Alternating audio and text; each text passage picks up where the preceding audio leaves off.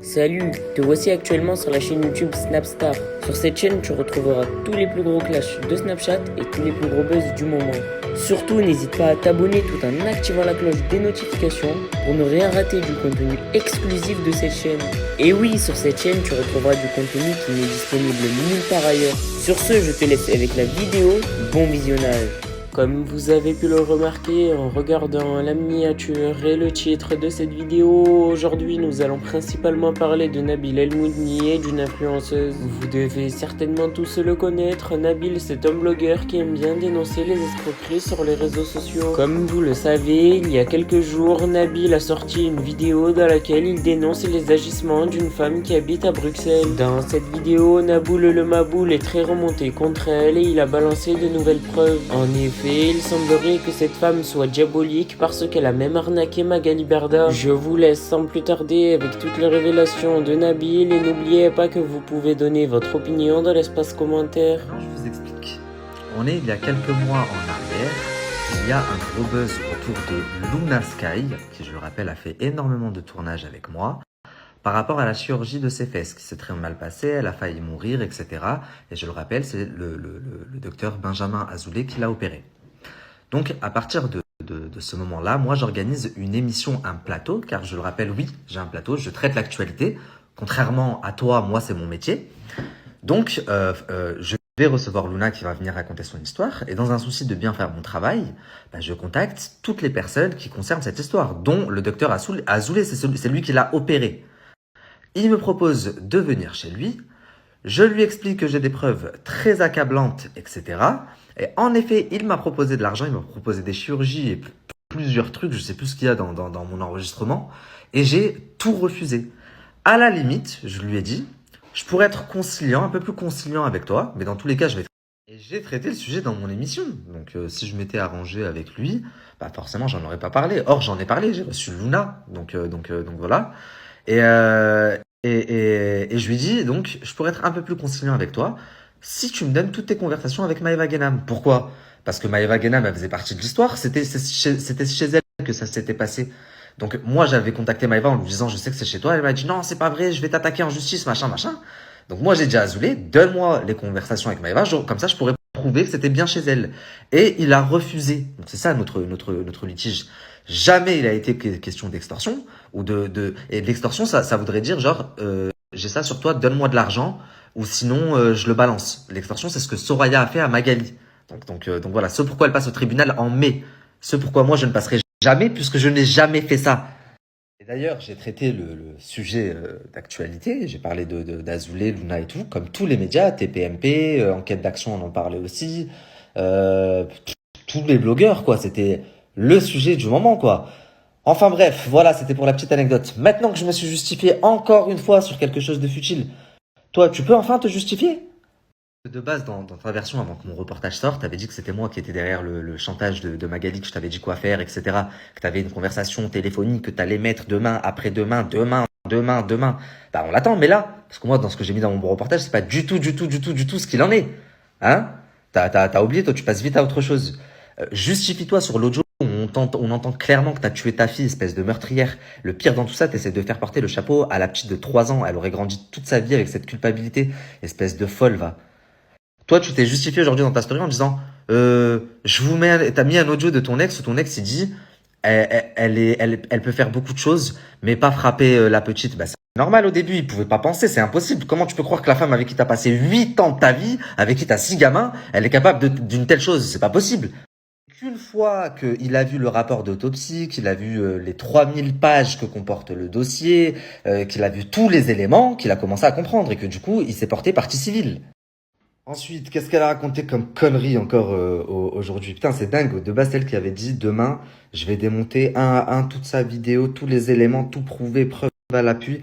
Et c'est moi qui me retrouve à faire ça avec sa vieille story d'aujourd'hui. Donc ensuite, qu'est-ce qu'elle a dit comme connerie? Ah oui, par rapport aux victimes, les femmes que j'ai entendues, elle a dit c'est des actrices, il les a payées. C'est pas vrai. Il ment. Alors franchement, celle-là, c'était la meilleure. C'est la plus culottée, je crois. Et pour justifier ça, elle vous a mis un petit extrait. Attendez, je vous mets l'extrait, je reviens vers vous. Nous, on te laisse lundi pour le lundi. Ce qu'on aimerait, c'est qu'on vienne te chercher. N'aie pas peur, on est plusieurs personnes. Là d'ailleurs, je suis avec deux des administratrices. On vient me chercher nous-mêmes. On va au commissariat et on porte quoi? Tu portes plainte. Une fois qu'on te garantit, on te donne la moitié de la somme avant de porter plainte, et l'autre moitié une fois que tu as porté plainte et que tu nous as donné les certificats médicaux. La psychopathe de Bruxelles, elle a posté un extrait de 20 secondes où dessus on entend une femme dire à une des victimes qui était dans mon reportage oui, nous on aimerait t'emmener au commissariat et on te donne la moitié de la somme avant, et elle a dit regardez, c'est des faux témoignages parce que ils ont été payés. Mais elle est bête ou quoi?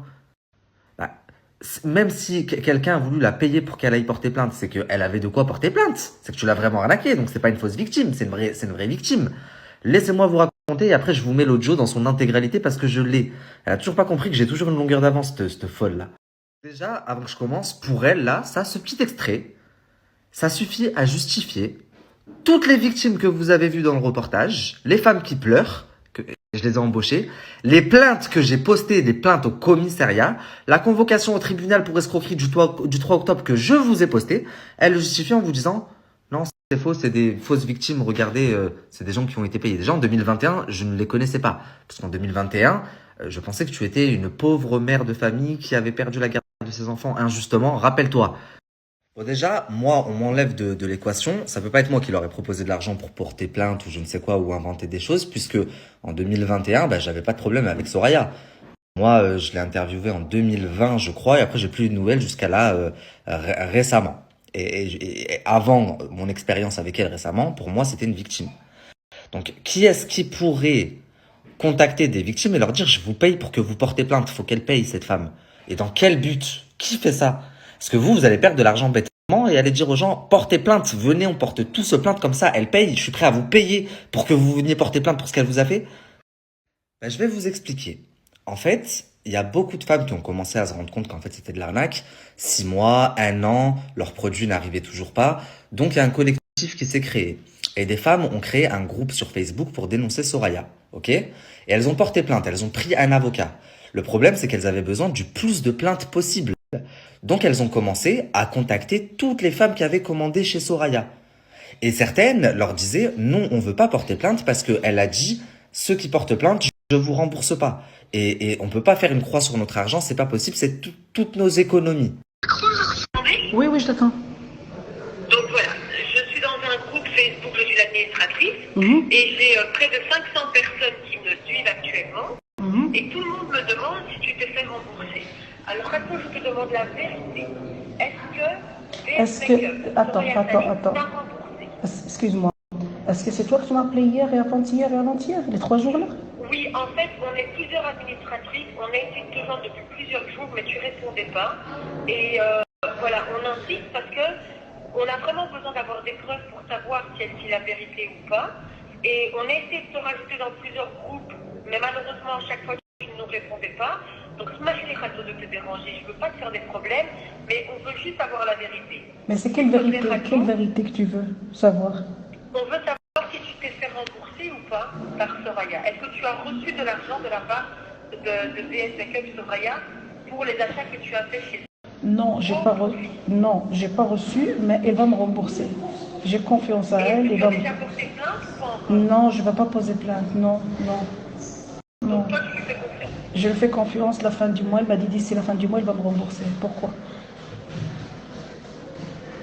Allô? Non, je te demanderais juste, s'il te plaît. J'ai pas entendu. Dès qu'elle te rembourse, Oui?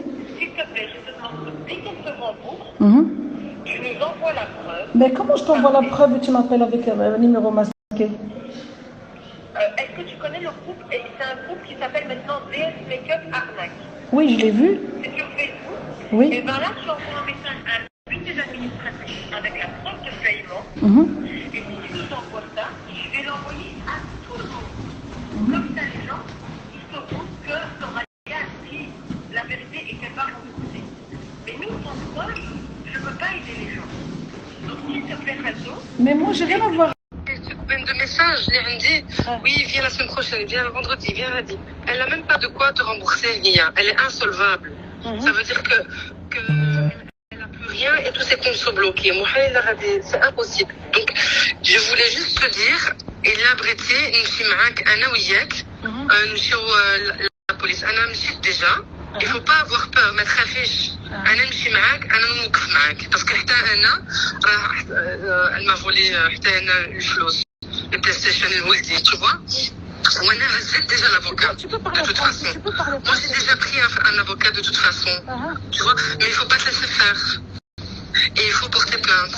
Moi je comprends pas pourquoi t'as pas porté plainte depuis tout ce temps. Non, parce qu'elle m'a promis la fin du mois. Merci à toi d'avoir visionné cette vidéo et surtout n'hésite pas à liker la vidéo et à nous donner ton avis dans l'espace commentaire. Sur ce, on se retrouve dans une prochaine vidéo. Peace.